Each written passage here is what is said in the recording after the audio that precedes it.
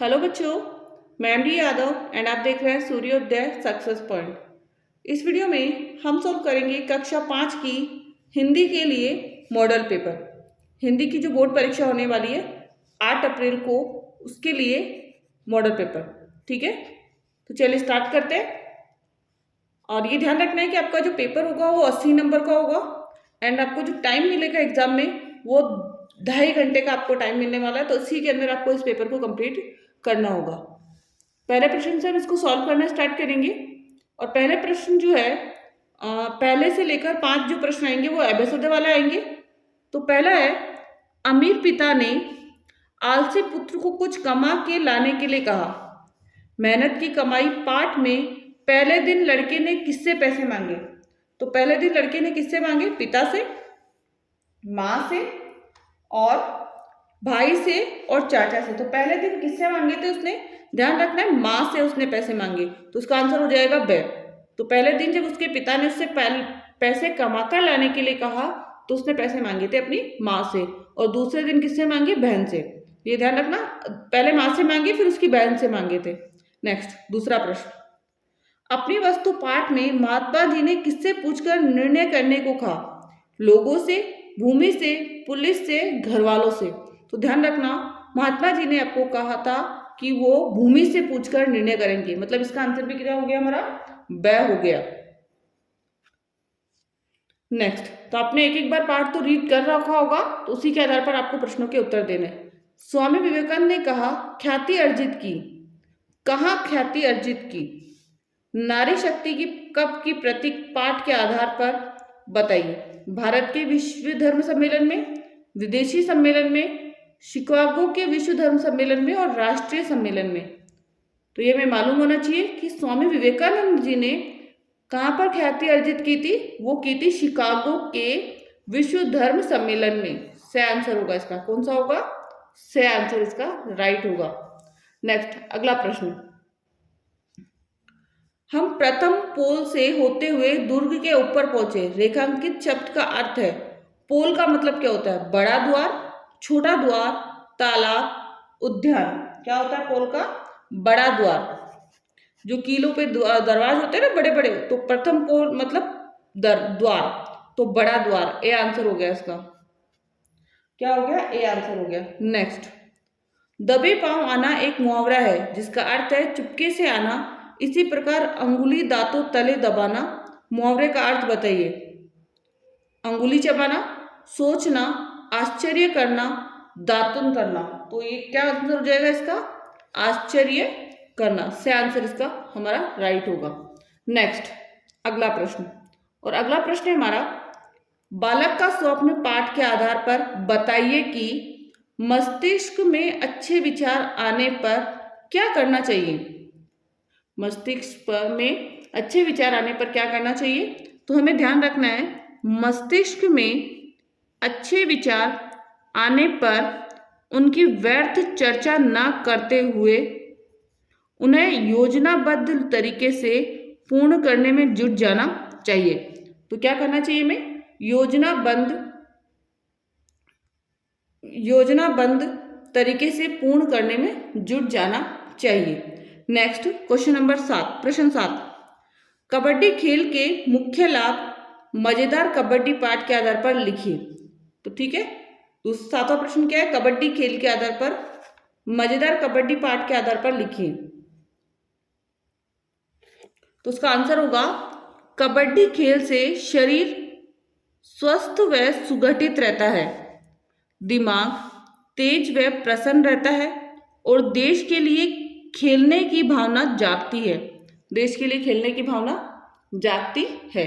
ठीक है, ये हो गया हमारा कंप्लीट। नेक्स्ट, प्रश्न नंबर 8, सदाचारी व्यक्ति हमारे आदर्श बन जाते हैं, कैसे? सदाचार पाठ के आधार पर समझाइए। सदाचार के बल पर असीम शक्ति को प्रकट करने वाला सामर्थ्यवान मनुष्य संत और महापुरुष के रूप में जाना जाता है। क्या हुआ इसका? कि सदाचार के बल पर असीम शक्ति को प्रकट करने वाला सामर्थ्यवान मनुष्य संत और महापुरुष के रूप में जाना जाता है। वह अपने महान कार्यों से महापुरुष कहलाता है और ऐसे ही महापुरुष हमारे आदर्श होते हैं। ऐसे ही महापुरुष हमारे क्या होते हैं? आदर्श होते हैं। ठीक है, तो ये कंप्लीट हो गया। नेक्स्ट प्रश्न, क्वेश्चन नंबर 9। निम्नलिखित गद्यांश को ध्यानपूर्वक पढ़कर नीचे दिए गए प्रश्नों के उत्तर लिखिए। ठीक है ना। उसने उदय सिंह को नाच रंग में नहीं जाने दिया था, इसलिए वह रूठकर रसोई घर में ही सो गया था। कीरत नाम का बारी पन्नाधाय का भक्त था। वह महलों से झूठी पत्तलें इकट्ठी करके ले जाने का काम करता था। पन्नाधाय ने उसे सिसोदिया वंश की आन बचाने के लिए यह काम सौंपा कि वह अपने टोकरे में उदय सिंह को छिपाकर चित्तौड़ के किले से बाहर पहुंचा दे और पन्नाधाय के वहां आने तक उसकी रक्षा करे। ठीक है ना। तो क्या पहला प्रश्न इसमें है कि पन्नाधाय ने उदय सिंह को कहाँ नहीं जाने दिया? तो पन्नाधाय ने उदय सिंह को नाच रंग देखने नहीं जाने दिया, जो कि आपका पहला ही पैराग्राफ का पहला ही है। उदय सिंह ने को नाच रंग नहीं जाने दिया, तो पहला ही हो गया लाइन। दूसरा प्रश्न, उदय सिंह रूठकर कहाँ सो गए थे? तो उदय सिंह रूठकर कहाँ सो गए थे? रसोई घर में। आंसर क्या हो जाएगा इसका? रसोई घर में। तो उदय सिंह रूठकर रसोई घर में सो गया था। नेक्स्ट, पन्नाधाय का भक्त कौन था? कीरत नाम का बारी पन्नाधाय का भक्त था, तो आंसर होगा कीरत नाम का बारी पन्नाधाय का भक्त था। नेक्स्ट, पन्नाधाय ने कीरत नामक बारी को क्या सौंपा? क्या काम सौंपा? तो पन्नाधाय ने कीरत नामक बारी को सिसोदिया वंश की आन बचाने का काम सौंपा। पन्नाधाय ने कीरत नामक बारी को सिसोदिया वंश की आन बचाने को सौंपा। ठीक है। नेक्स्ट प्रश्न, नेक्स्ट है क्वेश्चन नंबर 10। हम भारत के भरत पाठ के अनुसार सौगात शब्द का अर्थ है। हम भारत के भरत पाठ के आधार पर सौगात शब्द का जो अर्थ है वो है उपहार। क्या है? उपहार से आंसर हो जाएगा। नेक्स्ट, किताबों में का राज है किसका? रॉकेट का। किताबों में किसका राज है? रॉकेट का राज है। नेक्स्ट है, बलिहारी गुरु आपरी दियो बताए, तो गोविंद या ईश्वर? तो गोविंद दियो बताए। बलिहारी गुरु आपनी गोविंद दियो बताए। ठीक है। नेक्स्ट है, को जीवन मंत्र बनाइए। धर्म शर्म, तो कौन सा होगा? किसको बनाएंगे जीवन मंत्र? श्रम को। श्रम को जीवन मंत्र बनाना चाहिए। नेक्स्ट, निम्नलिखित शब्दों को उनके हिंदी अर्थ से मिलान कीजिए। सबसे पहला है किस्से, तो किस्से क्या होंगे? बातें। किस्से क्या होंगी? बातें। तो मैच कर दीजिए किस्से को बातें से, नंबर 1 यहाँ पर आएगा। नेक्स्ट, राज। राज का मतलब होता है रहस्य। क्या होता है? रहस्य। 2 नंबर रहस्य आएगा, इससे मैच कीजिए। नेक्स्ट, भरमार। भरमार का मतलब होता है बहुतायत में, तो ये जाएगा 3 नंबर में। नेक्स्ट है गम। गम का मतलब क्या होता है? दुख, तो यहीं से मैच कीजिए 4 नंबर में। नेक्स्ट है 5 नंबर में संसार, और संसार क्या है? दुनिया।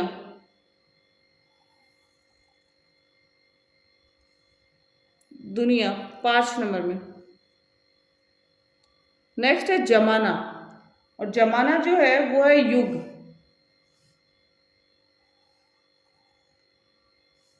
6 नंबर पर। कौन सा है? 6 नंबर पर। ठीक है, तो ये कंप्लीट हो गया। नेक्स्ट, बड़े बड़ाई ना करे, बड़े ने बोले बोल, पंक्ति का आशय स्पष्ट कीजिए। बड़े बड़ाई ना करे, बड़े ने बोले बोल, पंक्ति का आशय स्पष्ट कीजिए। तो उसका आंसर है, इस पंक्ति का आशय है कि बड़े और सज्जन लोग अपने लिए कार्यों का, अपने किए कार्यों का अथवा अपनी महानता का घमंड नहीं करते और न ही उसका बखान करते हैं, बड़े लोग हीरे की तरह होते हैं जो कभी अपना मूल्य स्वयं नहीं बताता है, जो अपना मूल्य कभी भी स्वयं नहीं बताता है। नेक्स्ट प्रश्न, नेक्स्ट जो प्रश्न है वो है 14 नंबर। 14 नंबर प्रश्न है, फूल का पर्यायवाची शब्द है सुमन, जलज, पंकज, सरोज। तो ध्यान रखना है सुमन जो है वो किसका है, फूल का पर्यायवाची है, मतलब इसका आंसर हमारा हो जाएगा ए नंबर। ए नंबर आंसर हमारा इसका राइट होने वाला है। नेक्स्ट, और नेक्स्ट जो अगला प्रश्न है वो है हमारा मुहावरों से रिलेटेड। 3 मुहावरे आपको पूछे जाएंगे, उनका वाक्य में प्रयोग करना है, अर्थ भी बताना है, वाक्य प्रयोग भी करना है। तो गले का हार होना, ठीक है। आज्ञाकारी बच्चे अपने माता पिता के गले का हार होते हैं। आज्ञाकारी बच्चे अपने माता पिता के गले का हार होते हैं, ठीक है, ये हो गया पहला। दूसरा, टांग अड़ाना, शरारती बच्चे पढ़ने वाले बच्चों की पढ़ाई में टांग अड़ाते हैं। शरारती बच्चे पढ़ने वाले बच्चों की पढ़ाई में टांग अड़ाते हैं, ठीक है ना। नेक्स्ट, पीठ दिखाना, स्वस्थ बच्चे खेल कूद में पीठ नहीं दिखाते। स्वस्थ बच्चे खेल कूद में पीठ नहीं दिखाते। तो क्वेश्चन नंबर 16 है, निम्नलिखित विशेषण शब्दों का वाक्यों में प्रयोग कीजिए। निम्नलिखित विशेषण शब्दों का वाक्यों में क्या करना है, प्रयोग करना है। सबसे पहला जो विशेषण है वो है सुंदर।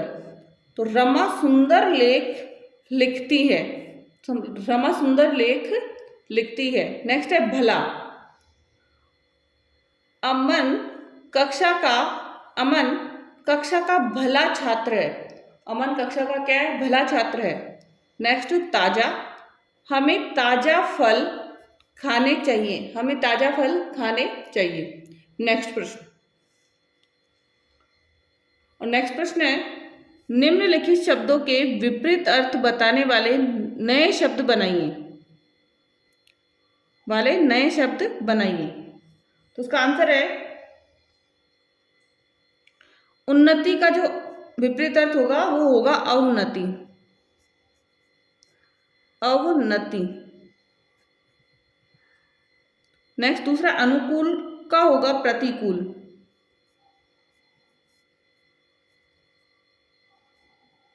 प्रतिकूल, प्रतिकूल। नेक्स्ट होगा, लाभ का होगा हानि, हानि। नेक्स्ट,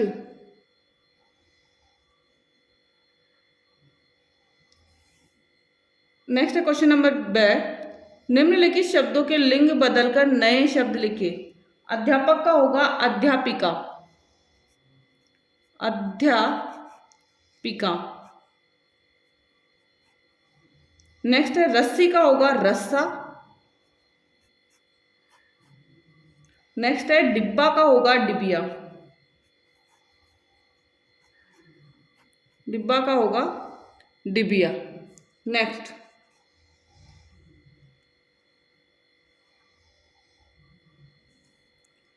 निम्नलिखित में से किसी एक विषय पर कहानी लिखिए।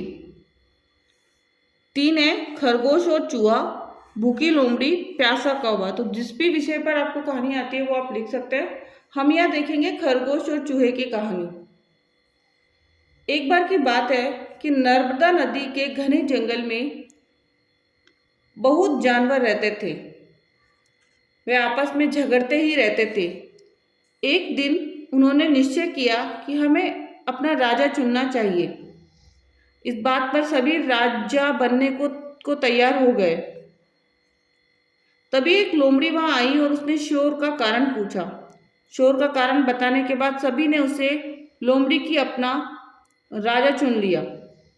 दूसरे ही दिन खरगोश और चूहा बिल को लेकर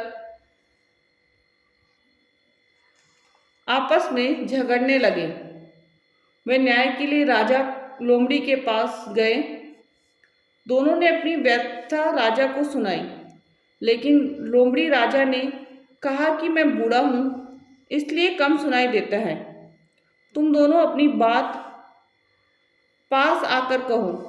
जैसे ही वे दोनों लोमड़ी राजा के पास गए, लोमड़ी ने उसे दोनों को बारी बारी से पकड़कर मारकर खा लिया। ठीक है, तो ये स्टोरी हो गई हमारी। नेक्स्ट क्या है, नेक्स्ट जो हमारा क्वेश्चन है वो है कि आप राजकीय प्राथमिक विद्यालय खेमपुर के छात्र रतन हैं, अपने प्रधानाध्यापक जी को शुल्क मुक्ति कराने हेतु प्रार्थना पत्र लिखिए। ठीक है ना, तो प्रश्न है हमारा, अब प्रार्थना पत्र में लिखना है, सेवा में श्रीमान प्रधानाध्यापक महोदय, राजकीय प्राथमिक विद्यालय खेमपुर। विषय क्या है हमारा, शुल्क मुक्ति हेतु प्रार्थना पत्र। मान्यवर, या हम लिख सकते हैं महोदय। सब इन्हें निवेदन है कि मैं आपके विद्यालय की कक्षा 5 में पढ़ता हूँ। मेरे पिताजी असहाय असाध्य बीमारी से ग्रसित है। मेरी माँ मजदूरी करके घर का खर्च चलाती है। मेरे अलावा घर में 2 भाई बहन और हैं। अतः प्रार्थना है कि मुझे विद्यालय शुल्क से पूर्णतया मुक्ति प्रदान करने की कृपा करें, जिससे मैं अपनी कक्षा की पढ़ाई जारी रख सकूं। धन्यवाद, आपका आज्ञाकारी शिष्य रतन।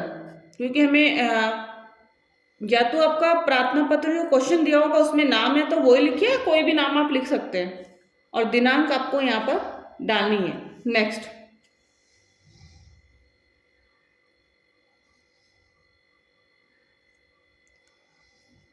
प्रश्न नंबर 20, निम्नलिखित वर्ग पहली से में वर्णित अक्षरों की सहायता से पूछे गए प्रश्नों के उत्तर दीजिए। तो ये पहली है हमारी, इसके आधार पर हमें प्रश्नों के उत्तर देने हैं। पहला प्रश्न है हमारा, जल में खिलने वाला फूल। तो जल में खिलने वाला फूल क्या होता है, कमल। जल में कमल ही खिलता है, तो इसका आंसर होगा हमारा कमल। एक पक्षी का नाम, तो जो भी अब पक्षी इसमें है कबूतर। वस्तुओं को तोलने का उपकरण, तो तोलने का उपकरण तराजू। नेक्स्ट, राजा दशरथ के ज्येष्ठ पुत्र का नाम राम। हवा का पर्यायवाची वायु।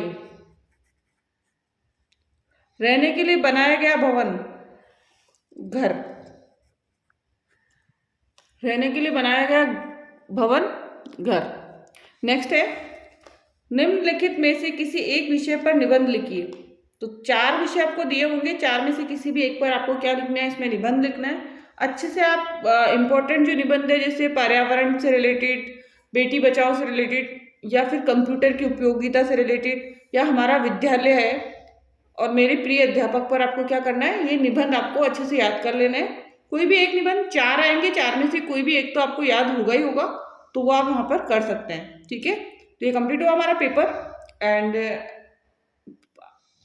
इसी से रिलेटेड आपके क्वेश्चन एग्जाम में पूछे जाएंगे। एग्जाम का जो पेपर का पैटर्न जो होगा वो यही होगा। तो अभी तक आपने वीडियो को लाइक नहीं किया तो लाइक कीजिए, शेयर कीजिए, साथ ही चैनल को सब्सक्राइब करें एंड बेल आइकन को प्रेस करें, जिससे अगले आने वाले वीडियो का नोटिफिकेशन आपको प्राप्त हो जाए। Thank you so much.